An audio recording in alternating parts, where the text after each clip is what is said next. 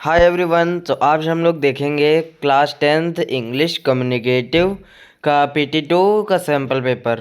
तो ये PT2 है, तो इसमें 40 मार्क्स का पेपर है पूरा। मिड टर्म की जगह हमारे स्कूल में भी PT2 ही हुआ है। तो सेक्शन ए देख लीजिए, इसमें पाई चार्ट दिया गया है। कार्बन एमिशन हर कंट्री ने कितना किया है 1975, 1990 और 2005 तक। तो इसका पूरा बार ग्राफ बनाया गया है। ठीक है, फिर इसके बेसिस पे यहीं पे इसको डिफाइन कर दिया गया है पूरा। और इसके बाद में हमारे पास कुछ क्वेश्चन है इसके बेसिस पे। पहला है कि बताना है कि एक रीज़न फॉलोइंग स्टेटमेंट। स्टेटमेंट क्या है कि rate of carbon emission mostly increase हुआ ईयर 1975 से 2005। तो इसके कई सारे रीज़न बन जाते हैं, जैसे इंडस्ट्रियल रेवोल्यूशन और कई सारे इकोनॉमिक कंडीशन लोगों की बढ़ जाना, और कार्बन एमिशन के लिए कई सारे व्हीकल का आ जाना, और बहुत कुछ हम लोग लिख सकते हैं। फिर दूसरा क्या है, इसी तरह से ओपिनियन है कि ओपिनियन मतलब राय इसमें दी गई है, और फैक्ट दिया गया जो सच्चाई है। तो इसमें भी आपको डिफ्रेंशिएट कर देना है। फिर इसी तरह से क्वेश्चन है, आप देख लीजिए। कुछ MCQ हैं, कुछ लिखने वाले क्वेश्चन भी हैं। ठीक है, पूरा 10 नंबर का ये हमारा पैसेज है। फिर आगे देख लीजिए, all the country have achieve meteoric rise in CO2 emission. इसमें फॉल्स है कि ट्रू है, ये सब बता दीजिए। और इसमें स्टेटमेंट दिया गया है, रीज़न बताना है आपको। फिर इसी तरह से ये पूरा हमारा 10 नंबर के 10 क्वेश्चन हो जाते हैं। फिर सेक्शन B राइटिंग और ग्रामर में है। इसमें हमको एक में बताया गया कि जो है हेल्थ चेकअप ऑर्गेनाइज किया गया तुम्हारे स्कूल में, और इसमें जो है कुछ पॉइंट दिए गए हैं। इस सर्वे के बेसिस पे तुम श्यामला हो या फिर श्याम हो, और एडिटर को लेटर लिखना है कि जो है मदर को बताने के लिए कि कुछ टाइम अपने बच्चों पे खर्च करें अपने डेली रूटीन से निकाल के, और उनको फिजिकल फिट करने में मदद करें। इस पे एक लेटर लिख देना है।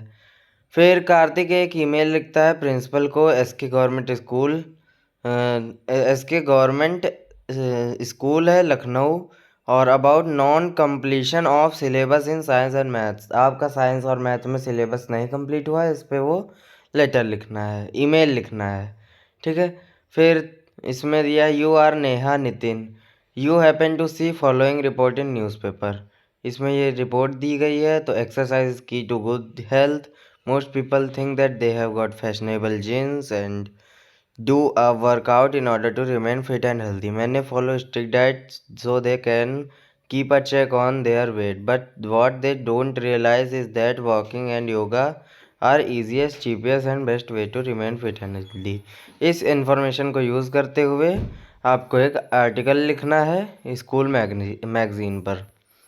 एक स्कूल मैगजीन में छपवाना है आपको, उसके लिए आर्टिकल लिखना है, और उसमें बताना है बेनिफिट ऑफ वॉकिंग, योगा और बैलेंस डाइट।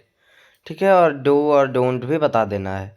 और में है कि आप अमित हो और एक नया स्टूडेंट ने आपकी क्लास में ज्वाइन किया है, और उसके बारे में अपने पुराने दोस्त के बारे में बताते हुए एक डिस्क्रिप्शन लिखना है।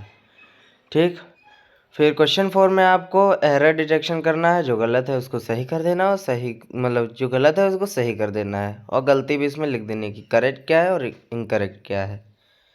फिर आगे देख लीजिए, क्वेश्चन 5 में आपका जंबल वर्ड है, ये बहुत ही ईजी है, आप खुद से भी कर सकते हैं। फिर आ जाता है हमारा लिटरेचर। लिटरेचर में एक्सट्रैक्ट दिया गया है, उसके बेसिस पे आपको 3 क्वेश्चन के आंसर कर रहे हैं, और में भी दिया गया है, उसके एक पोयम का दिया गया है, उसके बेसिस पे भी आपको आंसर करने हैं। फिर देखो आंसर करना है 6 क्वेश्चन, आंसर यानी 6 of the following question. 8 question दिए गए हैं, उनमें से 6 करना है। ये बताया गया पहले में है, मैं मिस बेबिन के बारे में बताओ। मिस बेबिन पेड कंपेनियन थी पैग्लेटाइड की, वो सही में डिवोटेड थी पैग्लेटाइड को? नहीं। और how did she behave during tiger shooting, कि वो बहुत ज़्यादा केयरफुल हैं और वो बहुत ज़्यादा रिस्की जॉब कर रही है, ये सब वो बिहेव कर रही थी।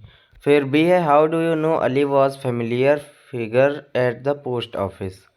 तो फेमिलियर फिगर क्यों था? क्योंकि सब लोग उसे जानते थे, सब लोग उसका मजाक उड़ाते थे, इसलिए वो फेमिलियर फिगर था। फिर what impression do you form of the post master after reading the story the letter.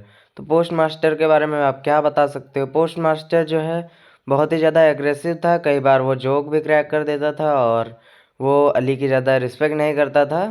पर वो अंदर से अपने फैमिली के लिए केयरिंग भी था। फिर which genre of story does Junking want the narrator to write why. तो जंकिंग क्या चाहता था कि वो घोस्ट स्टोरी लिखे नरेटर। और क्यों चाहता था, क्योंकि उसकी घोस्ट स्टोरी जो है रियलिटी से ज़्यादा रिलेट करती थी।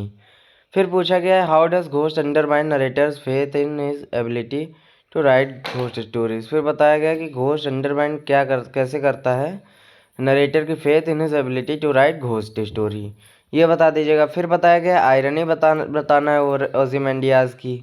फिर पूछा गया why does Mrs Slater decide to shift bureau from grandfather room before arrival of Jordan. तो वो क्यों चाहती थी, क्योंकि वो चाहती थी कि ज़्यादा से ज़्यादा जो ग्रैंडफादर की संपत्ति है वो मुझे मिल जाए।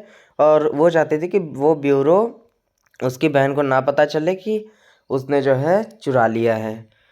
और फिर क्या है how does Henry react to this situation. Henry क्या कहता है, हेनरी कहता है कि जो है हमें लगता है कि तुम अपनी बहन को बता के इसे ले सकती हो, पर उसने ऐसा नहीं किया, उसने खुद ही रख लिया। फिर what change does grandfather make in his new will. Grandfather ने क्या चेंज किया, उसने बताया कि हम लॉयर से अपनी विल चेंज करवा लेंगे। 3 विशेष थी उसकी। दूसरा क्या कि वो मंडे तक जो है अपना इंश्योरेंस पॉलिसी भर देगा, इंश्योरेंस प्रीमियम। और फिर क्या था कि वो मंडे को ही जो है शादी भी कर रहा है। फिर इसका जो है क्या इफ़ेक्ट पड़ा उनकी बेटियों पर, उनकी बेटियों को जो है बहुत ज़्यादा दुख हुआ, क्योंकि अब उनको ग्रैंडफादर की संपत्ति और जो प्रॉपर्टी है वो उन्हें नहीं मिल पाएगी। तो ये था हमारा पूरा पेपर। वीडियो अच्छी लगी हो तो लाइक कर दीजिए। मिलते हैं अगली वीडियो में। Thank you and bye bye.